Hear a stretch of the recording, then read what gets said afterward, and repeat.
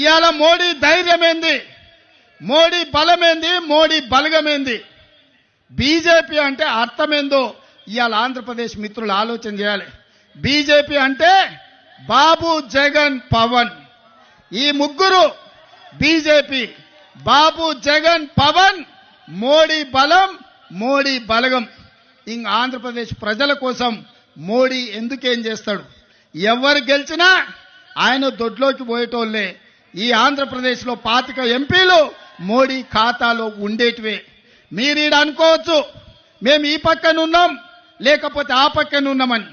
అయ్యా, జగన్ రెడ్డి పక్కన ఉన్నా, పెద్దలు చంద్రబాబు నాయుడు గారి పక్కన ఉన్నా, వీళ్ళిద్దరు కలిసి ఢిల్లీలో వెళ్తే మోడీ పక్కనే ముత్యాల ముగ్గులో రావు గోపాలరావు పక్కన ఇద్దరు ఉంటారు, తందానా తానా అనేటోళ్ళు.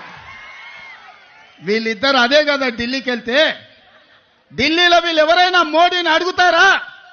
మోడీని నిలదీస్తారా? మీ ప్రాంతం కోసం ఏమైనా తెస్తారా? మరొకవేళ తెచ్చేటట్టు అయితే 5 ఏళ్ళు వారున్నారు, 5 ఏళ్ళు వీరున్నారు. పోలవరం పూర్తెందుకు కాలే, రాజధాని రాలేదెందుకు మనకు? మీరు ఒక్కసారి ఆలోచన చేయండి మిత్రులారా.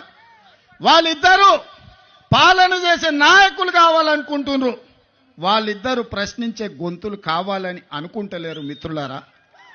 ఇవాళ అందుకే నేను అబద్ధాలు చెప్పదలుచుకోలే, అలవి కాని మాటలు మీకు నేను చెప్పదలుచుకోలే.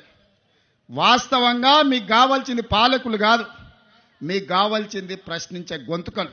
ఎందుకంటే ఈ ప్రాంతం సమస్యల మీద జాతీయ స్థాయిలో నిలదీసే వాళ్ళు, నిటారుగా కొట్లాడే వాళ్ళు కావాలి.